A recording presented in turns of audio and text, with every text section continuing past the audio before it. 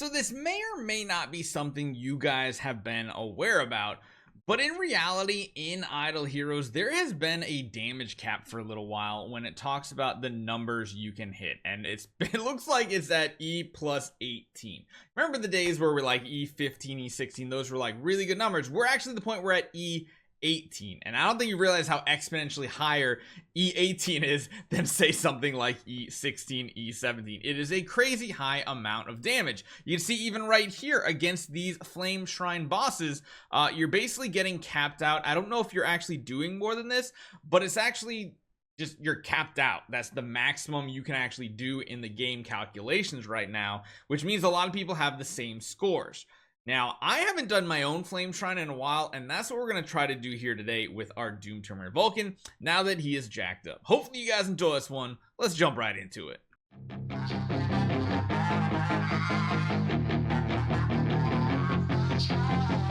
So this is the team we are going to be running. We're going to run an Olivia instead of a Drake, I think, just because like we're hitting 3 targets with Vulcan. I think that's going to be the best play overall. We have a lot of energy feed going on these teams too, and I think that's going to be the right play. Let's just see how this turns out. We got 4.6 billion damage. Again, I haven't really hit Flame Shrine in forever.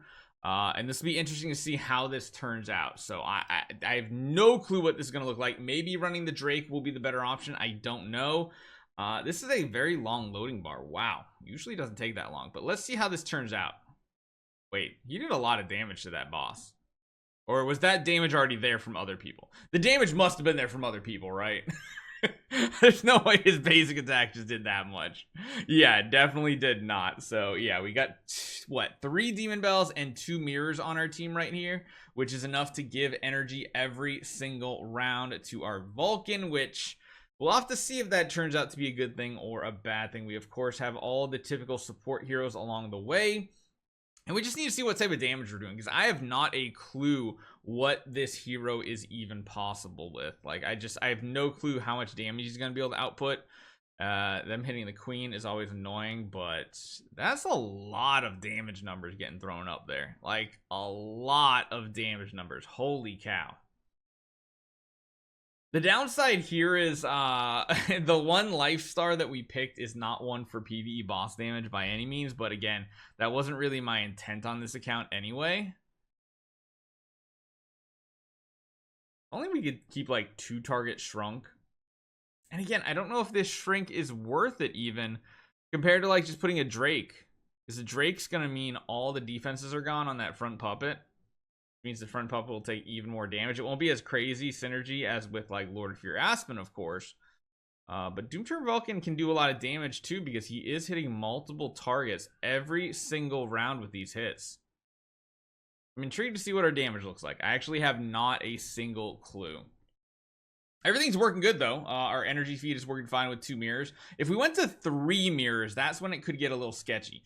The other thing is we do have 2 heroes, both Doppelganger Natalia and Scarlet Queen Halora have chances to give 20 energy to their team. So we could maybe go with like a 5 mirror setup, although 5 mirrors only what, 75 energy guaranteed around.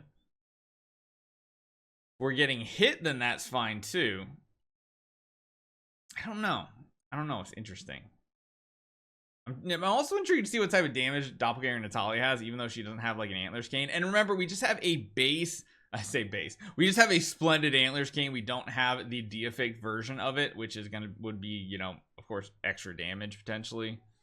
Actually, is it? Or is it defensive? I can't actually remember what that artifact has now. I just completely discounted it because I'm just not doing boss damage dealing as the fun thing right now. It's funny how my like focus has shifted through the years on what game modes I like enjoy the most. But then I guess that's one of the nice things with Idle Heroes. There's so many different game modes that you can focus your attention on that it can kind of keep it a little fresh. Because right now I'm all about Sealand, and then I want to do a Void campaign push, and Doom Terminator Vulcan just feels like the better option for that. And I don't know, just really enjoying it right now.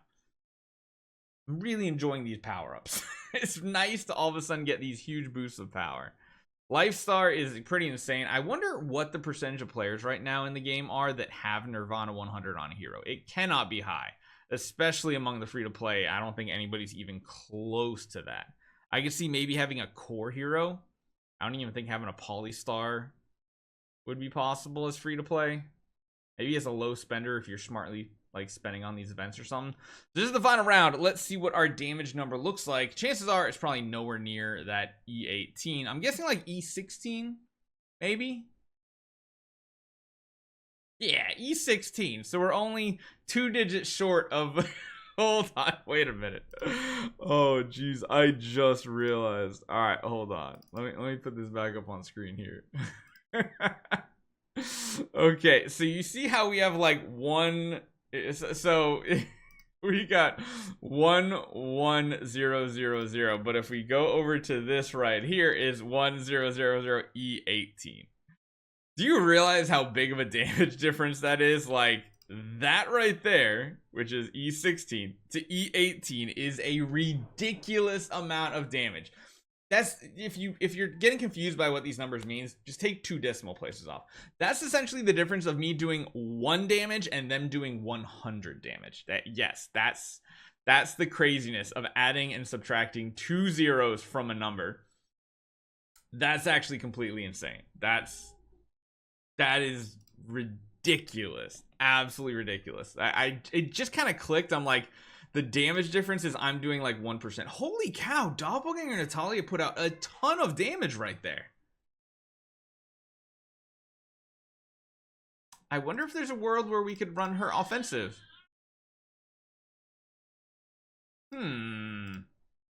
She put out that type of damage.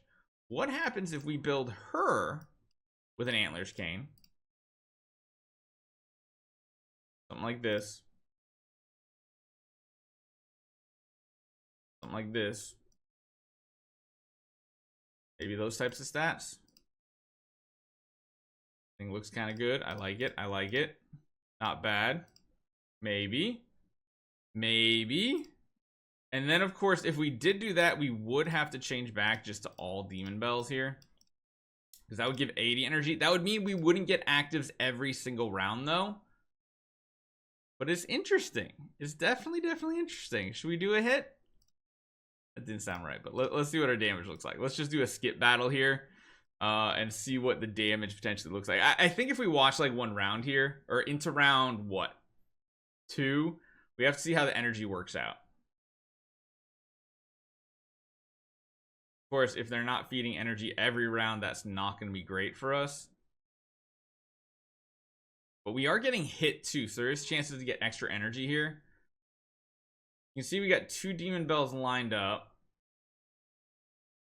We get more Demon Bells. I think it might work.